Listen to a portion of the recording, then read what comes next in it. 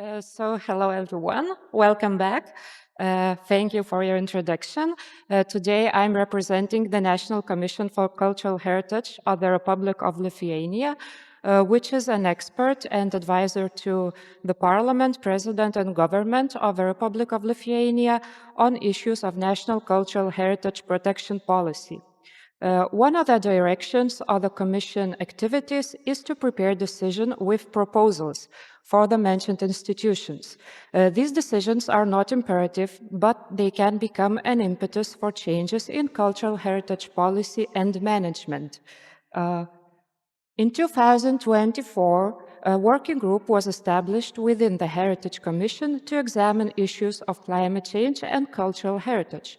The first decision based on the working group's research is planned to be adopted this autumn.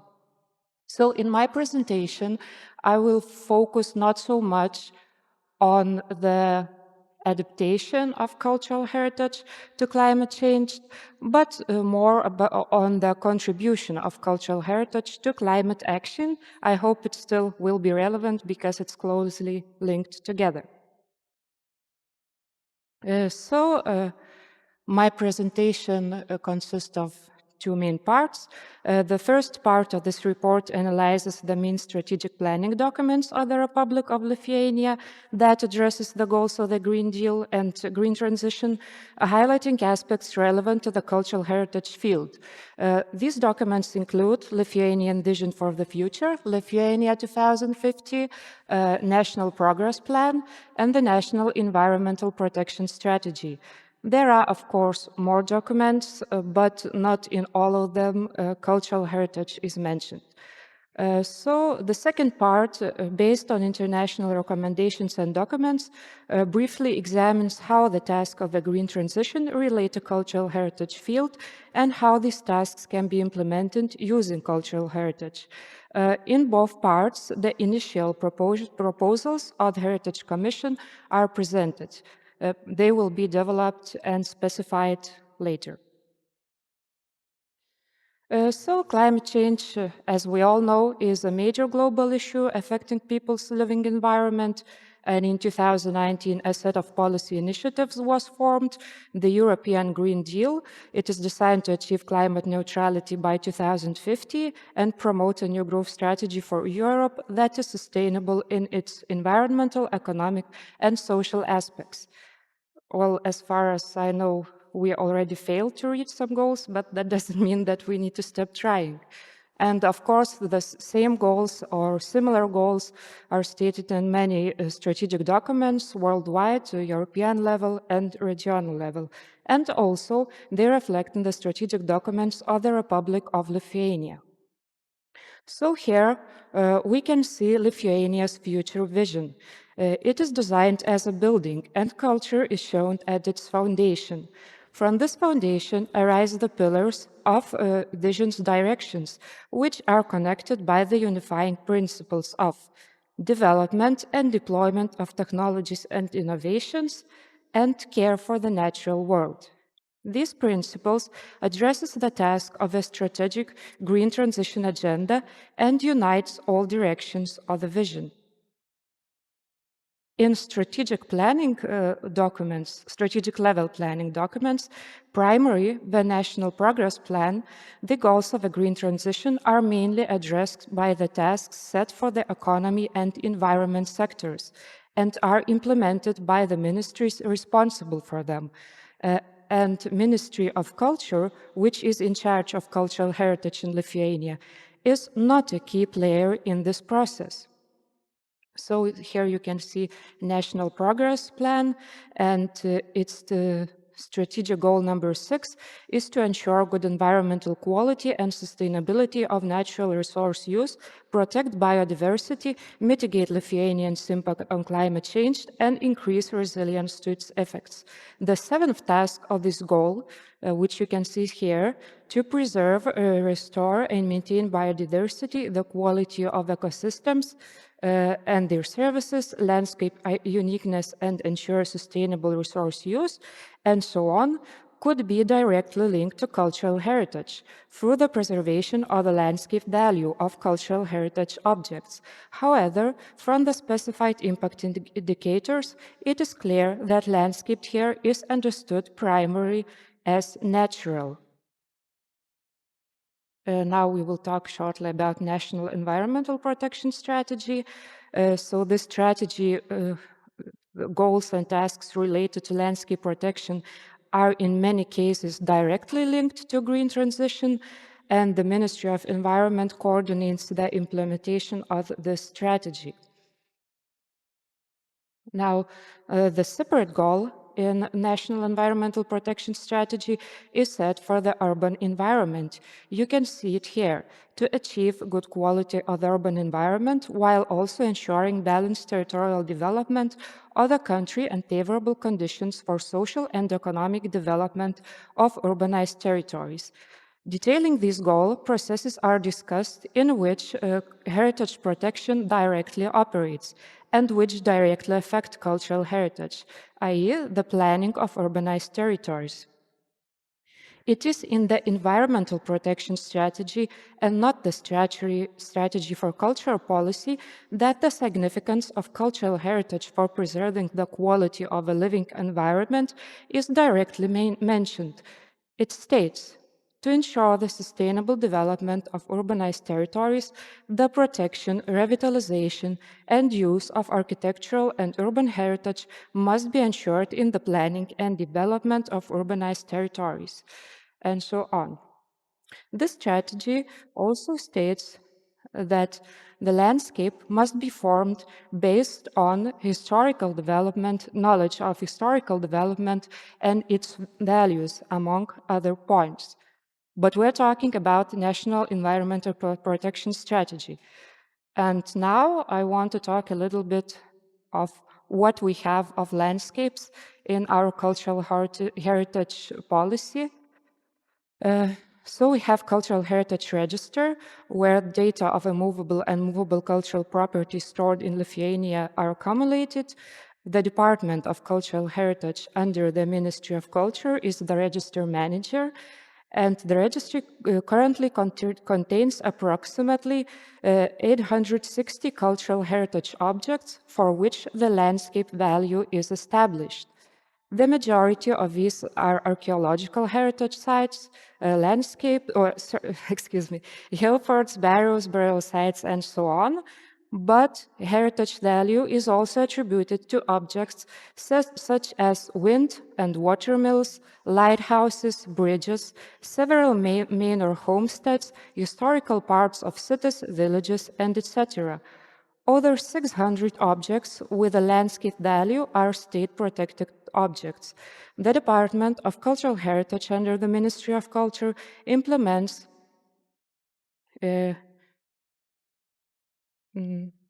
the Cultural Heritage Protection Policy and state administration, with the exception of several protected areas.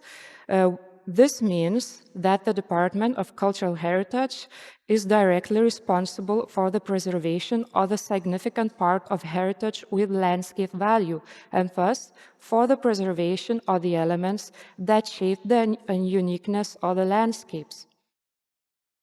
So now we can see a short scheme, like European Green Deal. We can call it, I don't know, green transition goals. Then we have a tool to achieve it. It's sustainable development through landscape protection and planning. And then we have cultural heritage, which is element or part of the landscape. And what legal tools do we have in cultural heritage area to protect that landscape? We have a definition in the law, and that's all. We don't have any tools like to manage it. We don't have any tools to work with it, to monitor it, and so on. So, but the situation is changing. We hope that the new version of the law will soon emerge, and the obligation to carry heritage impact assessments of all heritage property will be established there, as far as I know. So now we move to proposals of Heritage Commission. As I said, it's only initial proposals. They will be developed and specified. Well, the ideal thing would be to update Lithuanian strategy for cultural policy, at least when it is time to do that, by incorporating tasks related to the green transition and climate neutrality, using the potential of cultural heritage and cultural landscapes. Also, since cultural heritage is part of our cultural policy, we suggest to prepare a climate neutrality plan for the cultural sector. And the other thing that we suggest is to incorporate the objectives of a green transition and climate neutrality into the updated action plan for the preservation and promotion of cultural heritage. Because now, neither in the strategy for cultural policy, neither in that plan, the world landscape is not even mentioned. So now I will very briefly discuss international experience because we've heard much about that here already. So you can see here European Cultural Heritage Green Paper, which examines how the cultural heritage sector can be integrated into the implementation of the green transition goals. It provides recommendations to institutions that shape cultural heritage policy and to the manager of heritage sites and objects. This presentation aims several proposals from the publication that are planned to be submitted in Commission's decision. Here you can see quotes from this publication. I will not read it, you can find it on the internet. This publication also discusses the European initiative, European Bauhaus, New European Bauhaus, which is also a very important tool that makes green transition in built environment attractive and convenient for all. It is a policy and funding initiative by European Commission. The initiative promotes solutions that are not only sustainable, but also inclusive and beautiful. I think that for cultural heritage, it is a very important initiative where it can be directly used to achieve green transition goals. And the initiative is presented on the website of the Ministry of Culture of the Republic of Lithuania. So the ministry is using this tool. And there you can see current information and examples of Lithuania's participation in the initiative. So I will just show you this. The new European Bauhaus route stop is in Kaunas. I don't know if all of you've been to Kaunas, you should go there. Also, National Library won one of the nominations, and Neringa Forest Architecture was nominated in other area. So now I move to Heritage Commission proposals. First of all, I think we need to strengthen the idea of the new European Bauhaus by integrating the entire cultural sphere, including cultural heritage. Also, we need to increase the participation of the cultural heritage sector in the implementation of climate policy actions, and increase attention to adapting to climate change and reducing greenhouse gas emissions in cultural and heritage programs and projects. Also, while usually green transition goals, sustainable development, and protection of cultural heritage goes hand in hand, there are cases where green transition goals may seem incompatible with the protection of cultural heritage. This conflict often arises in areas such as improving the energy efficiency of historic buildings or the development of renewable energy sources, as it can visually impact historical objects and sites. Here we see one example from the European Cultural Heritage Green Paper, Energy Islands, Wind Farm and Fort in Scotland.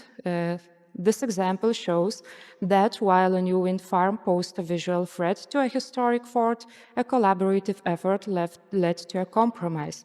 Historic Environment Scotland, which we have representative here, provided specific solutions on how to mitigate the visual impact on the historic fort. After discussions, the design of the turbines was changed and their number was reduced. And of course, we could find examples in Lithuania. As far as I know, current situation, similar situation was in Kernavė. Maybe you will hear about it more. Yes, you will. Another field where the conflict may arise is reuse of historic building, talking about their energy efficiency. Here you can see an example of the adaptation of a former Benedictine monastery copyright in Bavaria for the Fraunhofer Center for Energy Efficient Renovation of Historic Buildings and the Preservation of Historic Monuments. The building was supposed to be demolished and replaced with a modern one, but research revealed that the original roof structure from the middle 18th century had survived, and in seeking new purpose for the building that would combine heritage values and current needs, it was decided to establish there a research center focused on the very topic of energy efficient renovation of historic buildings. So here are some of the proposals of the Heritage Commission. Ensure renewable energy projects are implemented with a thorough assessment of their impact on the cultural landscape and community traditions, and ensure energy efficiency for historic buildings while respecting their heritage values and traditional building techniques. You've heard Sigita talked about it in the first presentation, that we have traditional means to maintain energy efficiency, which are different than in modern buildings. And while you're looking at these beautiful pictures of Nida in Kurhanian Spit, I will finish my presentation by saying that cultural heritage is not just a victim of climate change, but also can be a powerful tool for combating it. This is because cultural heritage is intrinsically linked to key concepts like sustainability, traditional knowledge, traditional materials and crafts, and cultural landscapes. Excuse me. In Lithuania, the primary responsibility for landscape protection and sustainable development falls to the Ministry of Environment, while the responsibility for cultural heritage, the Ministry of Culture. This separation can be problematic because it may leave cultural heritage out of the core climate change mitigation policies, where it rightfully belongs. Therefore, we need very close cooperation, which is happening here, and also cultural heritage professionals must proactively develop and implement strategies to contribute to climate action, even without a direct mandate from the state. By integrating cultural heritage into this global effort, we can demonstrate its continuing relevance and importance in addressing some of the world's most critical challenges. Thank you for your attention. And if you have any suggestions for Commission's decisions, please write. Thank you.